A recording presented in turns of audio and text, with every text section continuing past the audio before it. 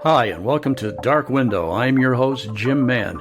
Here on this program, I will be talking with many of the leading investigators, researchers, and authors on the topics of UFOs, UAPs, alien abductions, extraterrestrials, and a host of many other fascinating and related topics. So please join me and my guest for the next hour as we reach out. This is Dark Window on KGRA Digital Broadcasting. And hello, everyone. I'm Jim Mann, your host. I have a great guest with me tonight, Jennifer Stein. You're going to love this. Jennifer Stein, yes, she is the founder of Mainline MUFON in Pennsylvania. Jennifer also serves as state section director for the Mutual UFO in PA and director of Sedona MUFON here in Arizona. Her role for MUFON has been focused on community outreach and education. She wrote the business plan and helped establish MUFON TV in 2013 with founder Ron James. Jennifer is an artist. She's an entrepreneur. She's an award-winning documentary filmmaker. She has been keenly involved and interested in ancient history and civilizations, researching and traveling to many sites, ancient sites, for the past 18 years. Now, Jennifer earned her Bachelor of Science degree from the University of Arizona. Yay. She's self-taught. She's a self-taught filmmaker who never attended film school. But, however, her work is absolutely celebrated, if not acclaimed, within the UFO research community. And all I can say is welcome, Jennifer Stein. How are you doing tonight? Thank you. What a lovely introduction, Jim. It's so nice to be on your show. And I'm so glad you're doing what you're doing. And I'm in your neighborhood now. Yes, you are. You live right here in Arizona. And, you know, I never knew that you were a graduate from ASU. Wow. It's actually Tucson. From down in Tucson. Okay. Yeah. I don't want to get this wrong because it's okay. I've got a daughter that attended ASU. And if I get it wrong, I'll hear about it. Yeah, they call the University of Arizona the U of A. The U of A, yes. So anyway, now Jennifer, you have been involved in a lot of projects. You have enabled so many projects. One of the things is the energy that you bring to the UFO community. You are. Sometimes it gets me in trouble. A lot of people ask me about Jennifer Stein, and Jennifer you're known for the Travis movie. Yes. Yes. Yeah, and most well known for that. Yes. But I've done film works with many people like Kathleen Martin and Zachariah Sitchin and several projects with Ron James. And, you know, it goes on and on. It goes on and on. It does. There's so many directions you can go here, you know. And anyway, the new Jennifer Stein, who lives in Arizona, you're talking about Göbekli Tepe. Right. Wow. Right. So tell us a little bit about that, Jennifer, about where you're going with that, and how did you get involved with that end of this whole UFO phenomenon? Ancient, you know. Yep. How did you get going that direction? Well, you know, I stepped into MUFON in 2000 because I met Ruben Uriarte, who's the state director of California. And I told him, Ruben, you know, I want to go to a UFO group. I want to join one in Pennsylvania. And he said, well, Jen, it's not functioning right now. You have to start it. And I went, I don't want to start it. I just want to go to one. But it ended up that, yes, in fact, Tom Carey, who is an author with Don Schmidt, they've written many books on Roswell. He was the functioning director at that point or the only state section director doing anything. And he just kind of like put the whole ballywhack in my lap and said, here's our email list. Start doing programs. You can do it and you'll be great. So I started doing programs. And of course, I've been reading and studying about ancient sites for a long time. I always took an interest in things like Stonehenge and, you know, ancient stone circles and around the world. And I'd studied the work of Zachariah Sitchin as well, because that's kind of UFO and ancient sites together. And one thing led to another. And I ended up going to a conference on ancient procession, well, actually on procession and ancient culture, run by a man named Walter Crintadan, and it was called the CPEC conference. And while I was there, Robert Schoch was presenting on Göbekli Tepe, and he was announcing that he was taking his very first trip of researchers in 2012. And I immediately wrote a note, ripped it out of my notebook, slipped it to his wife, who was sitting about 4 seats down from me. And I said, I'm going on that trip, and I'm going to bring probably about 15, 16 people with me. And I did. I brought 16 researchers with me, one of which was Linda Howe. Everybody wanted to go travel with Robert, and it was a closed trip. I mean, what was limited to the number of people that could go. It was one of the first ones he ran. We had, basic, geologists and other people interested in archaeology, but it was a fabulous introduction to we were planning to meet Klaus Schmidt, who was the German archaeologist who had really done all the key research on Göbekli. Unfortunately, the Turkish government pulled him away at the week that we were there, but it was a fabulous trip through Turkey, and I'm so glad I did it. It was in 2012, and I've continued to speak on the site and what it's like, and why it's an important part of human history, and why it's important for Robert Schoch as well, because Robert is best known for dating the Sphinx to probably being much older than we thought. Exactly, yes. And at the time, he was attacked by the Geological Association of America, saying, no, that can't be true. First, they accepted his work and said, yes, there's water erosion clearly evident on the containment wall around the Sphinx and the Sphinx itself. Obviously, the head is a different size and shape than the rest of the body. We can see it's eroded. That makes sense. And then the Egyptian Egyptologists were going to totally discredit him and the American Geological Society. They were going to start to demand back artifacts from museums all around the world. And it became this big international kerfuffle. And people criticized Robert and said, if it's really 20 or 30,000 years old, the Sphinx, where's the pottery shards? Where's the evidence of ancient society? There were only hunter-gatherers, 20,000 years ago. It couldn't possibly be that old. And then bingo, Göbekli Tepe gets really started. The research and the uncovering of Göbekli started in 95 when all this was happening for Robert. So for Robert Schoch, Göbekli Tepe is a sign that civilization did begin in the earlier time, and it was sophisticated and advanced. And that's what I speak about when I speak, and I'm going to be speaking for Phoenix MUFON on February 11th. Stacy Wrights asked me to do a presentation, and I've said, of course, Stacy, with great honor. It would be a great pleasure and a great honor. So I'm going to try to give you a little preview of my talk. Please do. Yes, please do. And feel free to interrupt me too if you'd like. As far as Robert Schoch is how you say that. I am not an archaeologist. I'm not an anthropologist. I don't do any of this kind of work. But what he brings forward in the scientific world, I think makes more sense than anything that I have heard. The fact that the Sphinx is so much older than what we had originally thought, and the erosion on the Sphinx being a water erosion and not wind. And there's two different types of water. There's water erosion and wind erosion, and they're very different.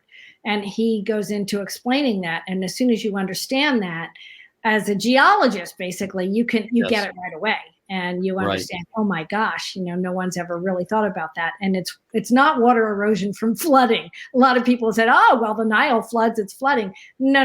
Rain is top down. Flooding is side to side, just like, wind erosion. So, well, that's great. Well, okay, so show us what you got, Jennifer. I would love to. I'm going to pop in some slides, which please do. Yes. Are good visuals for people to be able to appreciate what I'm talking about. Yes. And just to give them a basic, inside, perspective. So where Göbekli Tepe sits, in the upper corner here, you can see the red diagram. That's the whole map of Turkey. And then the little square box is what we're looking at as a blow up. So Göbekli, you can see, is listed here. And it's only about 16 miles from the Syrian border. You can also see the town of Urfa, which is right nearby. And on either side of the word Göbekli, you can see rivers and, water coming in. So it's right between the Tigris and the Euphrates rivers. So it's right at the heart of civilization, what we call the Fertile Crescent, It's basically right there. Interestingly, also, it's right near the town of Haran.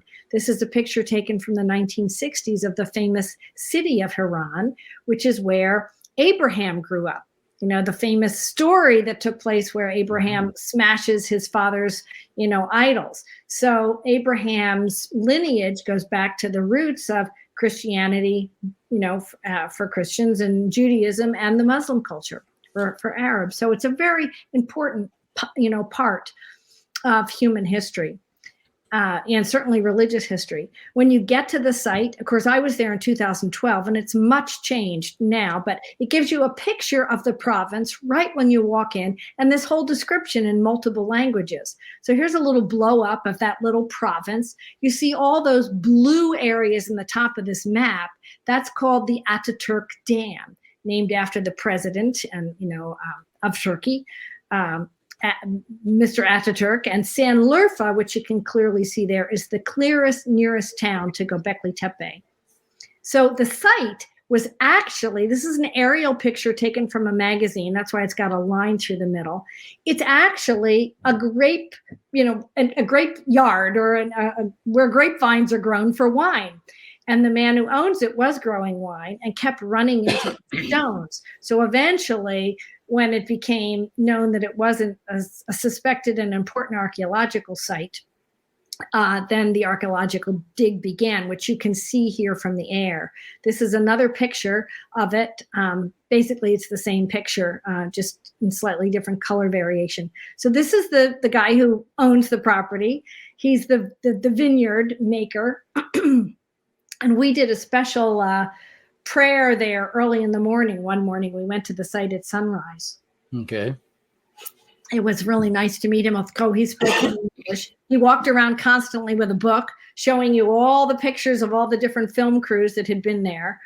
This is just a picture of me in front of the archaeological site. When I was there, there was just this wooden walkway around the site. Here's another quick picture of me in the site. This is like another one. This is taken at sunrise when we went there for that sunrise morning. And here is a picture of Robert and Katie right by the site as well. So it's much changed now. There used to be just this wooden walkway when we were there that you could walk around. And just another quick picture of Katie and Robert. It was wonderful to travel with him. He gives presentations every night before you go out and see a site the next day. It's really special. So here's another magazine shot of Göbekli. This is from, I think, either National Geographic, and it kind of shows you the site sort of still buried. So what Göbekli is a series of T-shaped stones that are relatively thin, and they're all one piece, and they have intricate carvings on them. You can see some of this in this picture. Here's another picture of the site being uncovered. This is an enclosure known as Enclosure D. So it's a circle of standing stones with two taller standing stones in the middle, which have carvings and etchings on them. And what's very interesting about Göbekli Tepe is whoever built this site, they deliberately buried it. And you can begin to see the foundations of the deliberate burying that took place. You can see the layers of stone as they're being uncovered. Like the sandbags, you can see this guy in a blue shirt standing on top of some sandbags there. Those sandbags were put in place to hold the dirt in place, but it was small, fist-sized stones with layers of dirt and mud laid in around it so that these stones and pillars would be protected. Now, interestingly, this is a magazine picture of the central pillars in Enclosure D, which is believed to be one of the oldest enclosures that's been uncovered so far. It goes back to around 12,000 BC.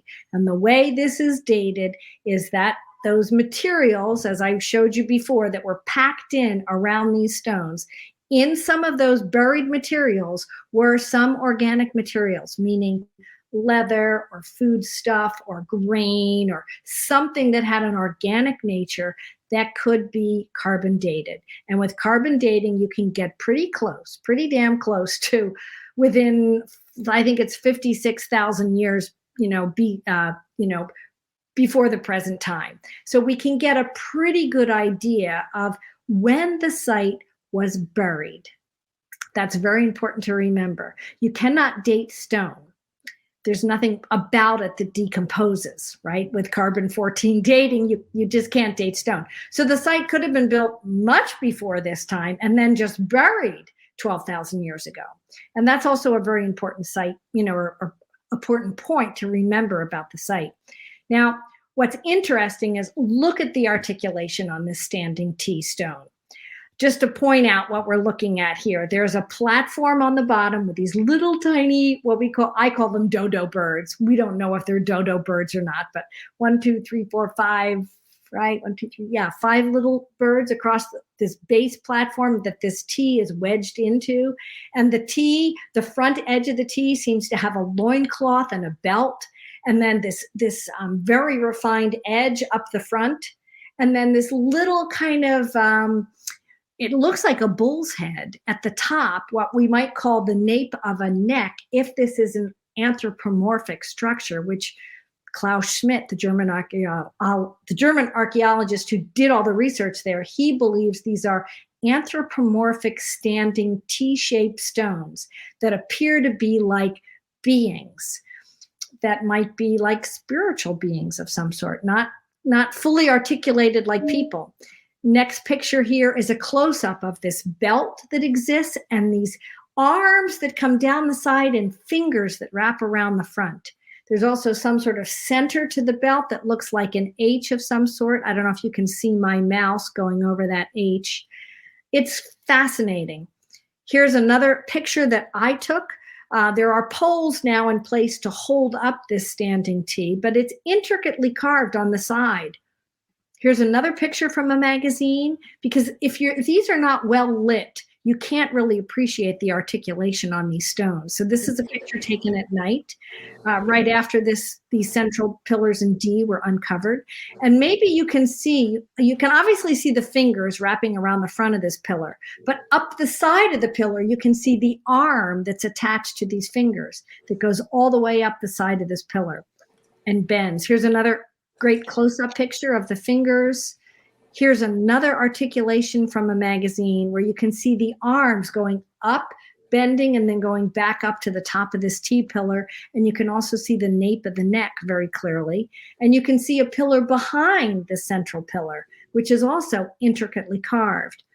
So the archaeologists understand that no one would have gone to the effort to carve these stones the way they're carved, only to have them completely concealed behind stone walls. So these were originally completely freestanding stones, like a circle of stones, much like we might think of possibly a Stonehenge structure. Here's another one of my pictures where you can see the belt and the arm and the loincloth. And the stones were also embedded in some form of early concrete into these base platforms. They were made out of limestone. They were carved nearby this hill and site. The whole hill that these are on, which I was showing you the aerial pictures of, it's a limestone U-shaped large area hill. And it sits about 2,000 feet above sea level and about 1,500 feet above the valley floor below it. So when you're on that plateau at night, there's only the plateau, these stones, and the night sky right above you. So that's pretty profound, because whoever built these had to be, Robert Schoch believes these were aligned with astronomical alignments, and maybe the carvings on the stones relate to that. Many people look at these arms and these fingers and they say, wow, it looks just like the arms on the Moai. Easter Island, right? Yes. Long arms come down, fingers wrap around the front, there's belts there. Yes, there are statues all over Peru and China and parts of Indonesia that have, these arms and hands, with the hands in a meditative state right under the belly. There very well could be an overlap. In fact, right near this site, this guy was discovered.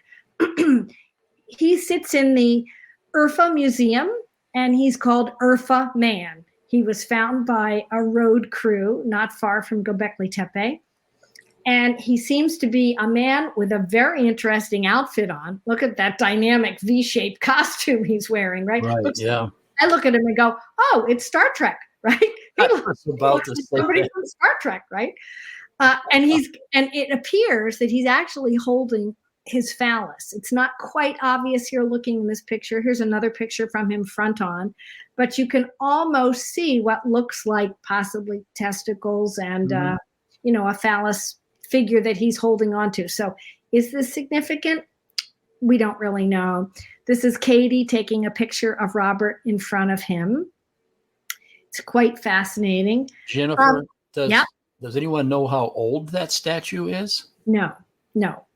Because of, again, you can't date stone. You can't date the stone, yes. But they believe that it is contemporary or contemporaneous with the discovery of Göbekli, and that, many of these things probably date back to around the 8, 9, 10, 12,000 year period. So, it's quite significant. Just to give you a sense of some of the elaborate carvings that are on some of these T-shaped stones, just chew on this for a minute, right? This is a form of some type of small lion or small fox of some sort. It's a prehistoric animal. They do not believe is still alive anymore. This is on the front of a T-shaped pillar. As it's being uncovered, you can still see the ground is right below this. And this is a picture from a magazine as well. Because when I was there, it was covered over in a box because they were trying to protect it. But a relief sculpture like this has to be formed as the whole stone is being formed. It's not like a separate sculpture that's then attached to the front. No, it's carved in relief. So the whole thing is designed and thought about and chipped away at gradually. Now, limestone's relatively easy to form. It's not like a hard stone like balsat or something, but still, look at the elaborate artwork here. You obviously wouldn't just create that to have it buried or have it hidden behind some sort of stone wall. Is there anyone putting any theories out as to why Göbekli Tepe was buried to begin with? Are there any theories? Yes. Hypotheses? Yes. Basically, they are thinking that, and can I remove the picture for a minute? How do I undo it? Yes. Click on it again. Just click on it again and it disappears? Okay. There we go. Perfect. So Robert and a number of people believe and think that potentially this particular time date is between what's called it's right around the Younger Dryas. So there was a period of time about 11 to 10,000 years ago where there was a rapid warming, then a cooling again, then an eventual warming to where we are now. And there was major cataclysms taking place on the surface of the earth at that time. Massive floods, earthquakes, things like this, massive freezings, animal migrations, all sorts of things taking place. Food shortages, whatnot, going on for living populations. And it is thought that these were most likely repaired, because some of them you'll see in my presentation, they're cracked and broken. So they were rapidly repaired, put back in place the way they were, then encased in walls to hold them in place and buried over, most likely to protect it and to protect it for the future. Whether they were going to be uncovered and used again in the future, who knows? All right. Who knows? Okay. So the whole site is pre-flood. Well, that's interesting. It's interesting. It's, I believe part of the site probably is pre-flood, then goes through flood, then goes to post-flood, because the different circles that have been uncovered have been dated at different thousands of years periods of time. So they've been built in different periods of time. And it goes back to 12,000 years and up to about 7,000. Now, Jennifer, how big is this site? I mean, is that just what we see in that picture? Is it just that, or is there more to it? There is more to it, okay? So remember I was showing you sort of this picture of the hill. I'll go back and show you that. Okay. Right? That's kind of like the vineyard, right? You can see the little area that has been so far uncovered, right? Only 6 circles of a total of, I think, 20 are lying in the ground. So 6 have been uncovered, 14 more have been determined that lie still underneath the ground uncovered. So the site is massive. So It's massive. do they have plans to excavate the entire hill? I don't think there's current funding in Turkey to make that happen. And from what I understand, this is now roofed over and it's just become an archaeological visiting tourist site. I don't think ongoing excavations are still happening, but honestly, I am not sure of that. I haven't been back to Turkey myself. So, but it's really, really quite fascinating. I hope that they do, because when we excavate things like this, we learn things about our past and we begin to put missing pieces of the puzzle together. And many people believe this is what we have to do. There's a wonderful new program now on, I think with the Travel Channel or the History Channel. It's called Apocalypse something by Graham Hancock. Okay. And he's going into the fact that we have missing parts of our history that we do not understand. There's lots of ancient sites that go back, at least to the 10,000 year period, probably before. And we have to begin to understand that human history may be closer to 100, 200, maybe even 300,000 years old, as it states it is in a lot of the Sumerian texts, right?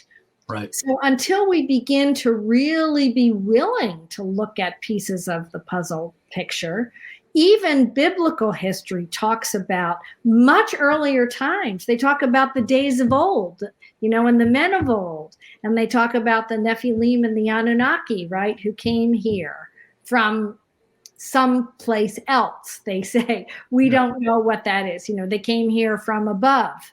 Well, what does that mean? So there are, many people can look at Genesis, the whole biblical story of Genesis, as a beginning of the exploration and human development on this planet. And really, it may be sharing pieces of history that possibly came here from another planet by beings that came here. Maybe they were much like us, but with the cataclysms and the wars and, the burying. I mean, each time there is a war, the history of that war is written by the victor.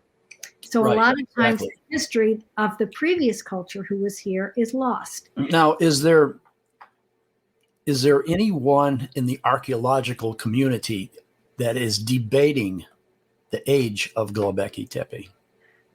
Well, they wouldn't dare go after Klaus Schmidt and the German archaeological system. Yeah.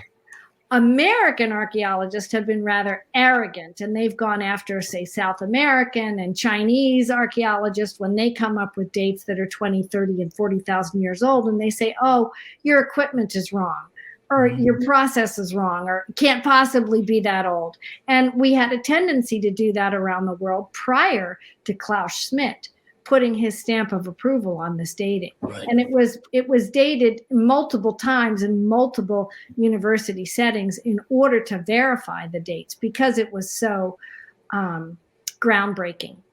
And the other thing that really brought Göbekli Tepe to the forefront is the thinking around the beginning of civilization. This period of time is considered to be Neolithic. That means that it's pre-writing, pre-pottery, pre-agriculture, pre-domestication of animals, pre-organized civilized societies.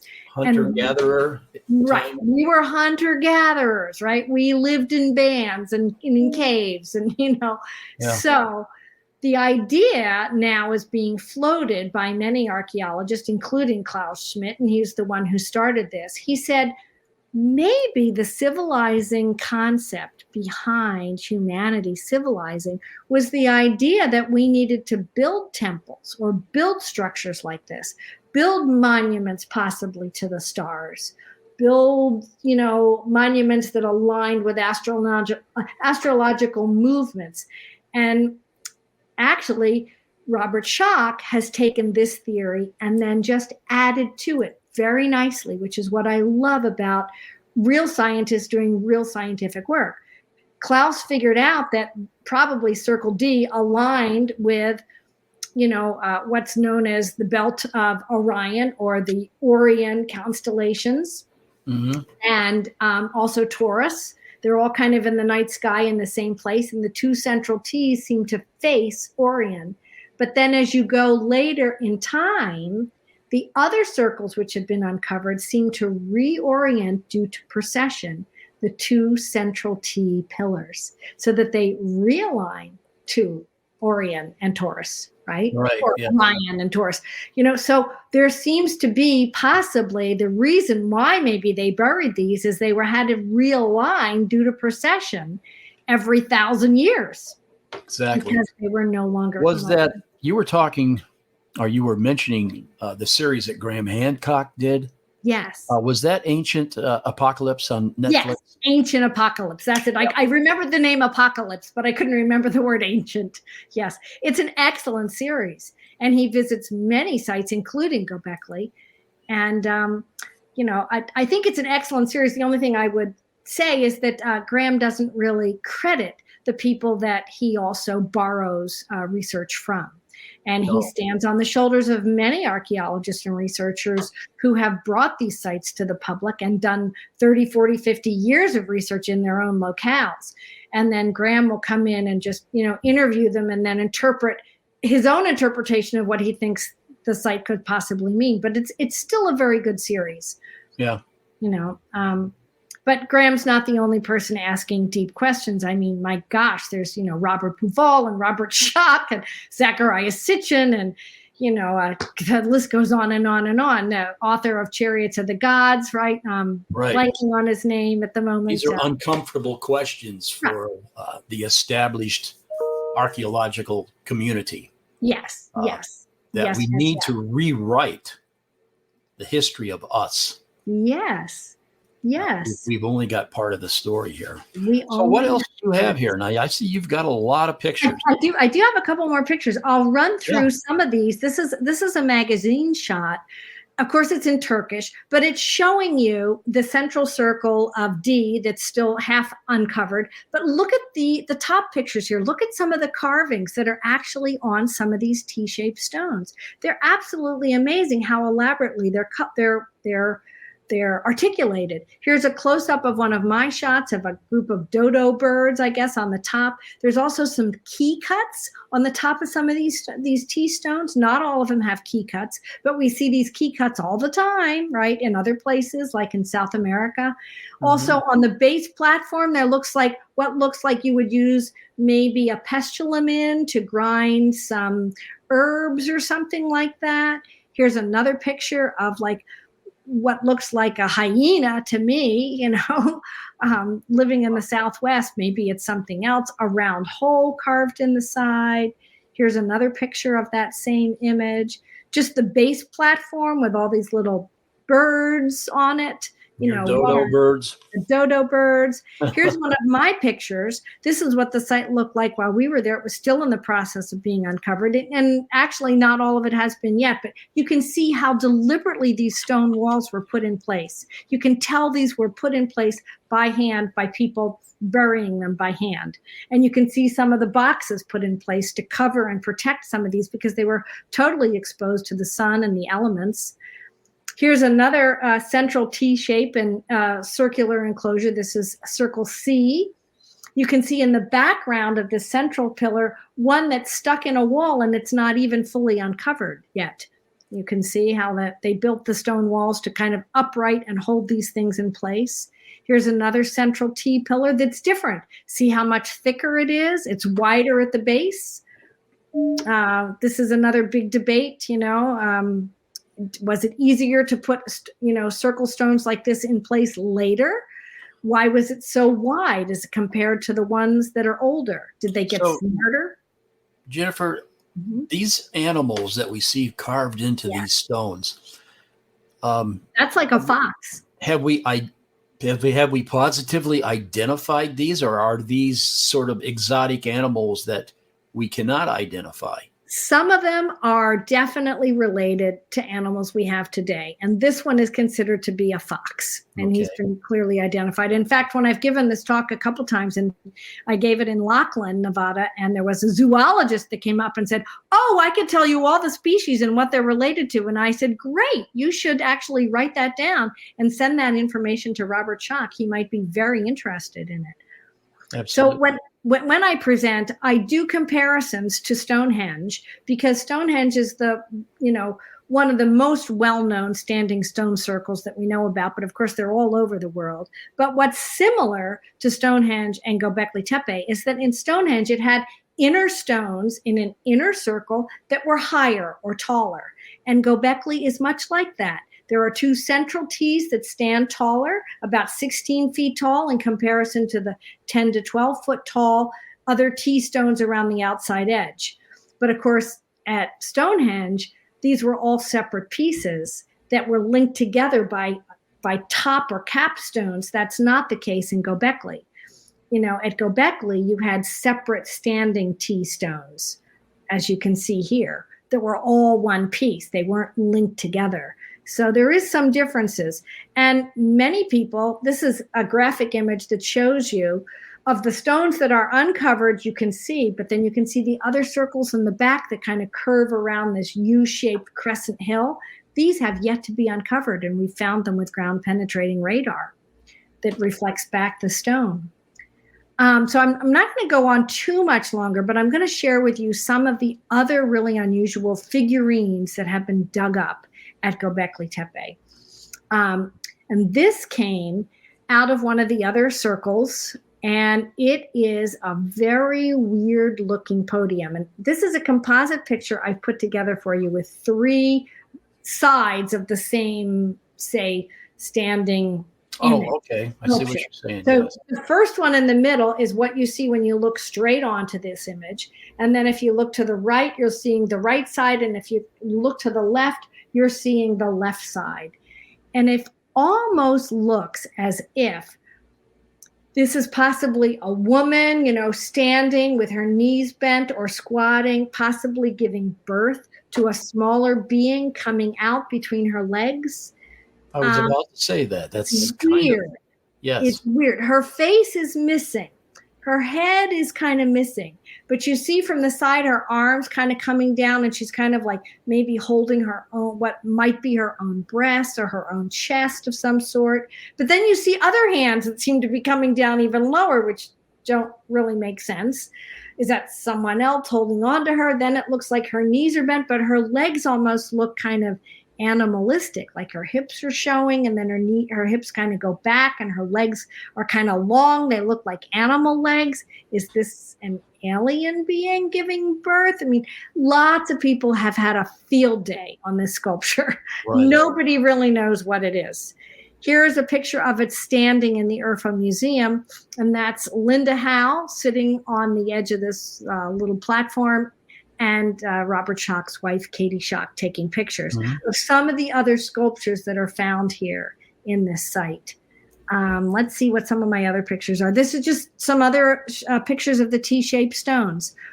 We saw an opposite side of this column before that, again, looks like a fox. And you can see how thick and how this is all one solid piece of stone. There's not a capstone on this, but it's made to look like there's a separate stone by the way it's articulately carved, by taking the lower column and indenting it in. So there's a shadow line coming down, right? Right. So whoever's carved these things thought long and hard about doing it. This is not what you would consider a typical, hunter-gatherer society. Some other pictures lit at night from National Geographic.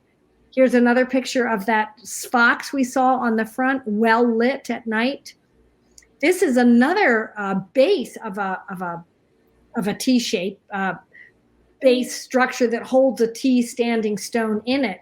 And the base of it looked like they were doing some kind of ritual in it. It looks like there are snakes coming up to possibly sniff or feed from some sort of trough that's put in there at the base of it. Was that for the burning of incense or the prepping of some kind of, ayahuasca ceremony or something? We have no idea. But somebody did a lot of articulation to carve. And are those lizards or are they snakes? We don't know. Well, let me say, this says a 16 or 11,600-year-old temple. Now, here's a question I have, okay? Every time one of these Neolithic or these old, huge, megalithic spots are Yes. uncovered, every time these things are uncovered, and these huge stones or these buildings, we always say they're a temple. If Right. if I We use the word temple. if I didn't Because- know better, I would say the only thing people built 11 and 12,000 years ago were temples and churches. Didn't they build any other structures that were used for other purposes? Marketplace or Yes. gathering. So It's always a temple. Well, there's an area not far from Göbekli Tepe known as Catahoulioq. And at Catahoulioq, they have found underground structures or structures that were literally dug underground where people lived. And why were they living underground? Also in Cappadocia, not too far away, less than 100 miles away from Göbekli Tepe, there are additionally, limestone pillars that people carved in and lived within. So this is quite interesting because Robert Schoch has a theory that there was a period of time in our history where it was not safe to live on the surface due to massive coronal outbursts that went sort of in waves. It would be intense for periods of time, then it would die back and people could come out, or people could come out at night, right? But then during the day, it was way too hot, or the waves were much too intense. People couldn't survive the radiation unless they were protected, and the only way to be protected was to be underground. So Catahoulioq is a clear example of that, where there was definitely massive cultures living underground. So that could have been why Göbekli Tepe was buried, to protect it from these coronal mass ejections that they knew were going to happen. According to Sumerian texts, there are some very interesting tales, and I have a picture for you of a slab of mud that has had a little, what you call what do they call these? I'm having a senior moment, Jim. These are small little carved stone figurines that have a relief sculpture carved into them, and they are rolled into wet clay. Yeah. These were used as pictorial images or seals during the Sumerian culture, and most people who had a position of power, if they were an attorney or they were a priest or they were a mason or they were they worked in farms, or they had some type of special skill, they were a priest, they would have a unique icon for themselves that was carved in stone like this. So these are called cylinder seals. Thank you. Here now it comes to me. Obviously they're cylinders, and they're also seals when you roll them. And these would be used to seal documents. Now there are tons of cuneiform documents which talk about a whole human history, which we tend to look at as mythological. We don't accept it as real because it predates the time we have known. But according to some of the texts that exist, there is one text called the Cattle and Grain text. And interestingly enough, I bring this to the attention of my audience when I speak. We can trace our cereal grains that we use today as being cultivated and grown in this area of Turkey. So the same like wheat and barley and millet and things like that we grow today, we can find first were cultivated in this area. And an ancient cattle and grain texts talk about an area in this region of the world between the Tigris and the Euphrates rivers, what's considered the top of the Fertile Crescent, or the Garden of Eden, right, from the Bible. Right. That two beings, Ash and Lashtar, I think their names are, they descend from a heavenly abode called the Duku, and they bring to humanity the knowledge of cultivation of grains, domestication of animals, writing, the making of pottery. They bring civilizing characteristics to human culture. And we trace the beginning of our grains. Like we can date when grains began. There's a genetic lineage to them, and we can date them like we can ourselves. And the dating of grain goes back 12,000 years to this area of the world. A lot of this comes together when you give this some thought, when you give anything some thought. as to where it started. Where did farming start? Where did the grain eating of grains? Where did cultivating fields and things And like of course, grains can be fermented into wine. exactly. So And that's huge. I know when you look at these stone carvings. Okay, yes, Göbekli Tepe was 12,000 years old, but look at the carving. Okay. Yeah. That didn't just happen yesterday. Those people that carved those stones had to learn a trade. Oh, sure. They had those things could have been erected and carved, 20,000 years ago and only buried 10,000 That's years exactly what I'm saying. Exactly. Whoever it was that had the skill and the knowledge and the trade to carve into stone like that, it wasn't something that they had just learned. It was something that was passed on to them, Yes. just like anything else in this world. Some people thought that this whole hill at Göbekli was a school. And, people built something, and then they buried it and built the next one. And it was a training ground. Well, some people thought a training ground for masons. Yeah. But this has been an interesting conversation. It's absolutely fascinating. And I love jumping down rabbit holes like this because it makes us a little more humble, right? About our lives in the current world we live in.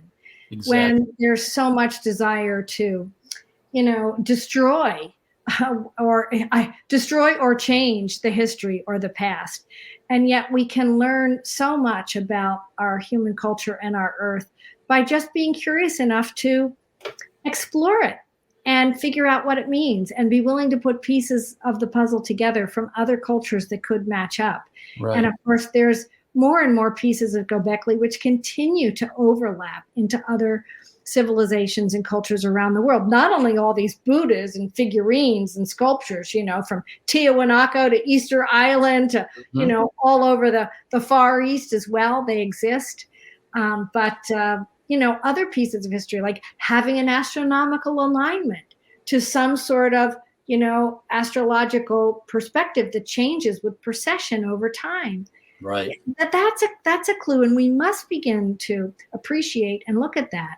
So, I encourage more people to take the journey, take the deep dive, because it's so fascinating and so interesting. And so, Jennifer, this was fascinating conversation. Where do you go from here? Now you're going to give a talk, Phoenix MUFON. Right. I'm also speaking at the McMinnville conference this year, which is in Oregon. McMinnville. I'll be speaking on crop circles up there and the geologic research I've done into that, which kind of overlaps a little bit into earthquake theory and underground aqueducts and new understandings about the nature of water and how it holds and stores electromagnetic charge and how reactive electromagnetic charge is and how that could possibly be relating to what's going on inside the formations of crop circles and whether it ties in with consciousness or not. So I take a deep dive on that as well. Good. Now, I'm also speaking on a cruise coming up in... Oh, are you really? Okay. Yes, I've been asked to speak on a cruise that leaves out of San Pedro, and it's with a Royal Caribbean, and the name of the archaeological group that's going on this is called Hidden Secrets.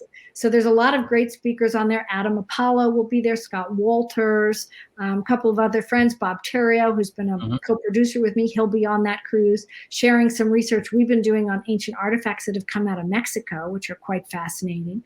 So that should be great. And I think that's all I know about right now, but like every 4 months or so, I get asked to speak somewhere.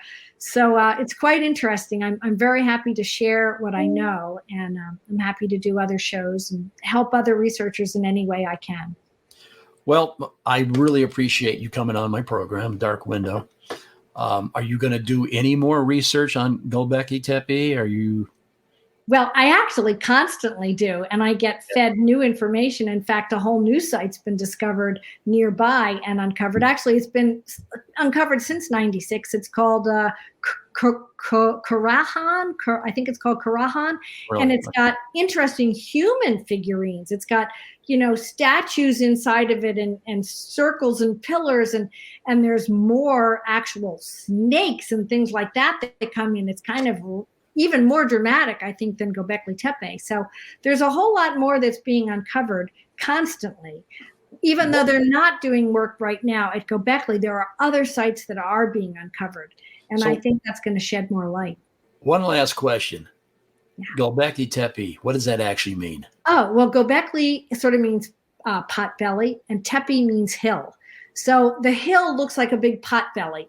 Okay. So that's why they named it Göbekli. It's hard to say in English, but once you get it under your tongue, it's fine. I hear people like stumble on it, like So are they? Yeah, right. So are they still digging? Are they still digging and unearthing this same site? In other sites nearby. And I think there might be starting to do the adjacent side of the hill, but what has been uncovered now is now roofed over. So those aerial shots I showed you, you can't get them anymore. The whole thing is encased over a dome, and it's protected with armed guards. And I'm not quite sure how much ongoing uncovering is happening, but I know they've just built a whole new museum. They've expanded the existing museum that's in Sanlurfa by 10 times, and they've created recreations of what Göbekli Tepe looks like, or what they think it all looks like. So much has changed since I've been there. Well, thank you for this very enlightening presentation. And this is just a sort of a preview of what you're going to deliver at Phoenix MUFON. Right. So thank you again. And we're up out of time. And so on behalf of Jennifer Stein, myself, and Patricia Wilkinson, thank you for joining us, and come see us again next week where we have another guest. But thank you, Jennifer, and good night. Good night.